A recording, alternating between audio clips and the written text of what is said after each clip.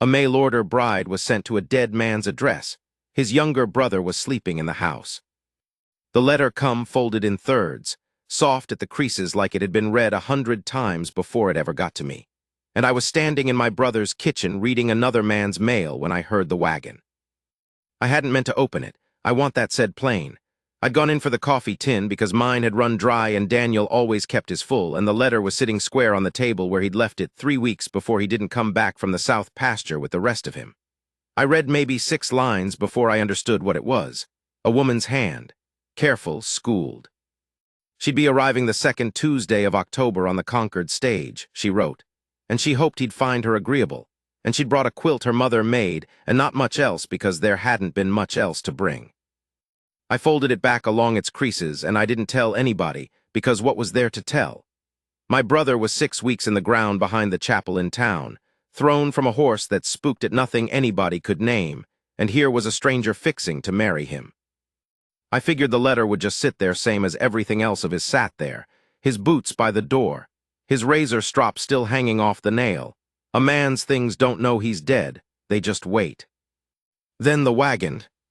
I came out onto the porch wiping coffee off my hands onto my trousers, and there she was, climbing down without waiting for the driver to offer his hand, which told me something about her before she ever said a word.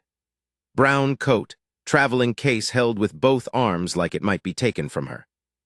She looked at the house, and then she looked at me, and I watched her do the arithmetic, too young to be Daniel, wrong coloring, work clothes instead of a courting shirt, and I watched her decide not to say anything about it yet. "Mr. Rays," she said, not a question exactly, more like she was trying the name out to see if it fit me. "That's my name," I said. "Just not the one you're looking for." She set the case down on the bottom step, slow, like she didn't trust her own arms not to drop it. "I'm looking for Daniel Rays." "I'm Thomas," I said, "Daniel's brother." I watched it land on her face. Not crying. I want to be clear, she didn't cry, not then, not for a long while after, but something went still in her, the particular stillness of a person doing math they don't want the answer to. The driver up on the wagon had the decency to look at his hands. "He's passed," I said, because there wasn't a kind way around it, and I've never had the gift for finding one.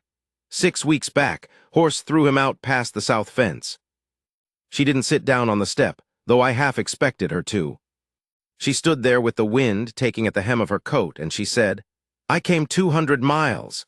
Not like a complaint, more like she was reporting a fact she needed to say out loud to believe it. "I know it," I said. "I'm sorry for it." "You knew I was coming." "I read the letter," I admitted. "Found it on his table, didn't know what else to do with it." She looked at me a long moment, and I want to say I held still under it, but I didn't, not entirely. I'm not a man people look at long. I'm built narrow where Daniel was built wide, and I've got our mother's quiet way about me instead of our father's big laugh, and growing up I was the one folks forgot to ask after when they asked after the Rays boys. Daniel was the rancher. Daniel was the one who'd corresponded with a woman in Missouri for the better part of a year, who'd had the nerve and the charm for it. I was the one who fixed the fence he never got around to and broke the horses he never had the patience for, and I did it because the work needed doing, not because anyone was watching. She was looking at me now like she was trying to figure what I was, exactly, standing in a dead man's doorway. "I don't have anywhere to be," she said finally. "I sold what I had to make the fare. I can't just—" She stopped herself, started again steadier. "Is there a town nearby, a place I could find work or lodging until I sort out what comes next?" There was a town. 11 miles, half a day's ride, and not much waiting for a woman alone in it, but a boarding house charging by the week and men who'd hear "widow" before she was a wife, and treat that information like an opening. I thought about it longer than I should have, standing there. "You can stay here tonight," I said. "There's a room, wasn't ever used for anything but storing harness, but it's got 4 walls and a door that locks.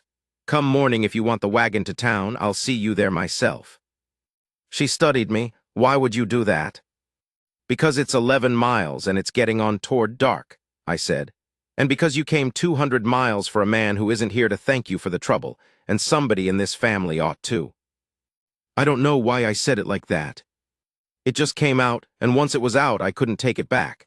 And she looked at me different after, like I'd said something I didn't know I'd said. Her name was Margaret. She told me that night, sitting at the table where the letter had sat, eating beans I'd warmed because it was the only thing I knew how to make that wouldn't shame either of us. She'd been a seamstress in St. Joseph. Father dead, mother dead a year after, no brothers, an aunt who'd made it clear there wasn't room enough in her house for a grown niece. She'd answered an advertisement because the alternative was answering nothing at all, and she said it without bitterness, just laying the facts down plain the way you'd lay down cards. What was he like, she asked. Daniel. So I told her. Big man, big voice, the kind who filled up a room without trying to. Good with cattle, better with people, the one who'd talked the bank into another season when the rain didn't come. I told her true things, because lying about a dead man doesn't do him any honor, and it doesn't do the living any either. And you, she said, what were you next to all that? The other one, I said, and I meant it as a joke mostly, but it didn't come out sounding like one. She didn't laugh at it. She just watched me a moment with those eyes that didn't miss much and said, somebody had to feed me tonight that wasn't Daniel. I didn't have an answer for that, so I didn't give one. She stayed 3 days instead of 1. I told myself it was the weather. A hard rain came through and turned the road to soup. But the truth is I never once mentioned hitching the wagon, and she never once asked. She mended a tear in the porch awning with a needle she had in her case, sitting cross-legged in the last of the light like she'd lived there her whole life. She found the flour weevil shot and didn't complain, just sifted it twice and made biscuits anyway, good ones, better than anything the kitchen had turned out since our mother died. I watched her do these things, and I understood I was watching a person decide, day by day, whether a place was worth staying in. On the 3rd evening I came in from mending the fence Daniel never got to the very stretch that threw him, though I didn't tell her that part, and found her standing in the doorway of his room. Boots by the bed. Razor strop on the nail. She had the look of someone standing in a church. I keep thinking I should grieve him, she said, and I can't, not properly. I never knew him, I knew his letters. She turned to look at me. I think I'm grieving the life I thought I was riding into instead. That's an honest thing to grieve, I said. Is it? More honest than most things people grieve. She came out of the doorway then and shut it soft behind her, like she was closing something that didn't need to stay open anymore. And she looked at me with an expression I hadn't seen on her yet, not sorrow, not the careful blankness she'd worn since the wagon, something closer to curiosity. The way you look at a fence line you hadn't noticed went somewhere. You run this place alone, she said. All of it, the cattle, the fence, the house. Did before, will after. Daniel's letters made it sound like his ranch. It was his name on the deed, I said. Wasn't his hands on half of it. She was quiet a moment, turning that over. You never once said that to make yourself look better, she said. I noticed that. 3 days, and you've talked about your brother like a man who loved him, not a man trying to climb out from under his shadow into mine. He was my brother, I said. Don't take much to love your brother. It takes plenty, she said, when he's the one everybody talks about at supper. I didn't have a fast answer to that, and she didn't seem to need one. She just stood there in the hallway with the lamp throwing her shadow long against the wall, and something in the room had shifted, quiet as weather changing, and I felt it the way you feel a front coming in before you've looked at the sky. She left for town 2 mornings later. I drove her myself like I'd promised, and the 11 miles passed mostly in silence, the good kind, the kind you don't feel obliged to fill. At the boarding house, she climbed down without my hand, same as she had at the ranch, and she stood a moment with her case at her side.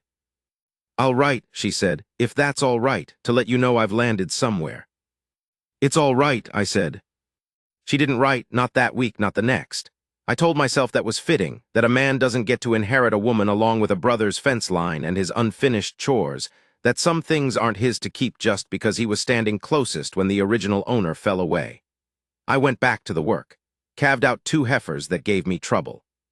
Fixed the gate hinge that had been hanging crooked since before Daniel died, that he'd promised to get to and never had, the way he promised a lot of things he never quite got to, charming as he was. 5 weeks on, I rode into town for supplies and found her behind the counter at the dry goods store, sleeves rolled, hair come loose from its pins, telling a farmer twice her size exactly which thread he needed for his harness and why, and not backing down an inch when he argued. She saw me in the doorway, and the argument with the farmer just stopped, hung there unfinished, and she came around the counter like the farmer wasn't standing right there waiting on his answer. "You didn't write," I said, "not an accusation, just true." "No," she said. "I didn't know what I'd say." "What would you say now?" She looked at me a long moment, the kind of look that takes its time because it already knows where it's going and isn't in a hurry to get there. "I'd say I spent 5 weeks telling myself I came 200 miles for a man and lost him before I ever laid eyes on him," she said. "And that the man I actually met, who fed me when he didn't have to and drove me to town and never once made me feel like a thing he was owed. I'd say I keep finding reasons to walk past this window when I know your wagon's in town."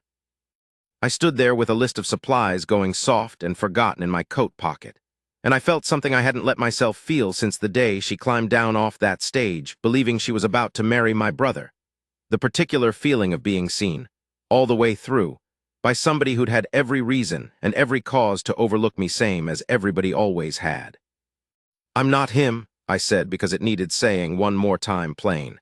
"Whatever you pictured writing out here, I'm not Daniel, never will be." "I know it," she said.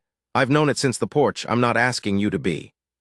She reached out then and took my hand, right there in the open doorway of the dry goods store with the farmer still standing behind the counter and half the street able to see it if they cared to look. And she held it the way you hold something you've decided you mean to keep. "I came for the wrong brother," she said, "and I'm not leaving for it." We were married in November in the same chapel where Daniel's stone stands, and she wore the quilt her mother made folded over her arm at the supper after, like a thing too precious to leave behind even for a night. I rebuilt the storage room into a proper room with a proper window, and some mornings I still find Daniel's strop hanging on its nail and I leave it there, because a man's things don't know he's gone, and there's no shame in a house holding two kinds of memory at once. The brother who filled up every room he walked into, and the one who stayed and built something quieter and was finally, after 30 years of being the other one, seen.